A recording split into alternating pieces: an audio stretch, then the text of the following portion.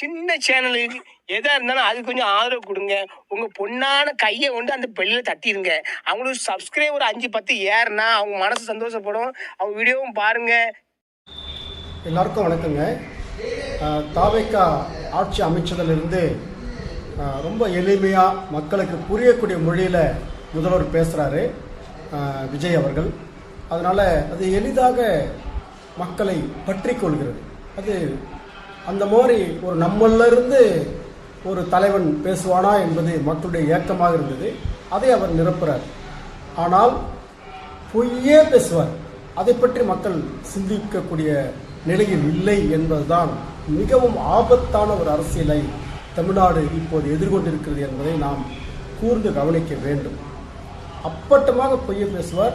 அதை எளிய நடையில் பேசுவார். உங்களில் ஒருவனாக இருந்து பேசுவார்.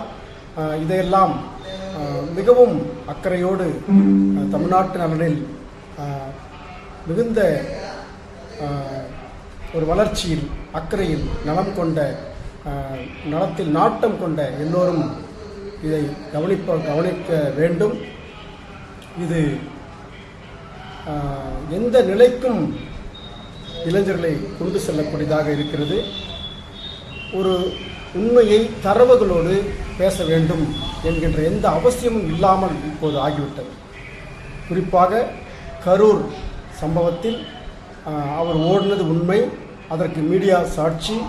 அவர் 4 நாள் கழித்து முதல்வரை எதிர்த்து என்னை பழிவாங்கினா என்ன பழிவாங்கிக்கிங்க, என் மக்களை பழிவாங்காதீங்கன்னு சொல்லிட்டு பேசி 4 நாள் பொறுத்து வீடியோ போட்டது.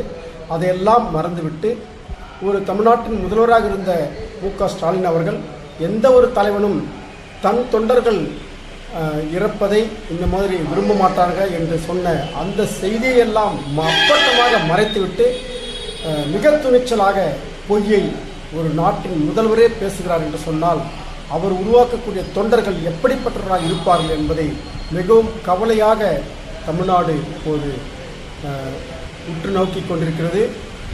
அவர்கள் உளவியல் ரீதியாக ஒரு யுத்தத்தை தொடங்குகிறார்கள். குறிப்பாக சினிமாவில் வில்லனைப் போலவே நிஜ வாழ்வில் அவர்கள் திமுகவை ஒரு வில்லனாக மாற்ற முயற்சி எடுக்கிறார்கள். திமுக என்பது ஒரு அரசியல் பாரம்பரியம் உள்ள ஒரு கட்சி. அந்த கட்சிக்கும் நமக்கும் எந்த சம்பந்தமும் இல்லை. ஆனால் அவர்கள் பேசக்கூடிய அரசியல் என்பது பார்ப்பனிய எதிர்ப்பு அரசியல். பார்ப்பனியத்துக்கு எதிராக அவர்கள் அதன் வேரில் வெந்நீரை ஊற்றும் வேலையை கடந்த 50 ஆண்டுகளுக்கு மேலாக செய்து வரக்கூடிய கட்சியை இவர்கள் துச்சமாக மதிக்கிறார்கள் என்று சொன்னால் இவர்கள் நிச்சயமாக பார்ப்பனியத்தின் மறைமுக கூட்டாளிகளாக இருக்கிறார்கள். பார்ப்பனியம் விரும்பக்கூடிய எல்லா ஆட்சி வடிவத்தையும் இவர்கள் மக்களிடம் எளிமையாக ஊழல் எதிர்ப்பு என்று பேசி ஒளிந்து கொள்கிறார்கள். மிக எச்சரிக்கையாக இவர்களை கையாள வேண்டியிருக்கிறது. இதற்கு பலியான தலைவர்கள் அது கம்யூனிஸ்ட் கட்சிகளாக இருக்கலாம், திருமாவளவனாக இருக்கலாம், யாராக இருந்தாலும் இன்னும் சற்று காலம் பொறுத்திருந்தால் இவர்களது உண்மை முகத்தை நிச்சயமாக அறிந்திருக்க முடியும். ஆனால் அவர்கள் பதவிக்காக அரசியலுக்காக இதையெல்லாம் பகுத்து ஆராயக்கூடிய நிலையில் இல்லை என்பதுதான் பரிதாபகரமான தமிழ்நாட்டின் உண்மையான அரசியல் போக்காக சென்று கொண்டிருக்கிறது. மறக்காம சர்ப்ரைஸ் பண்ணுங்க.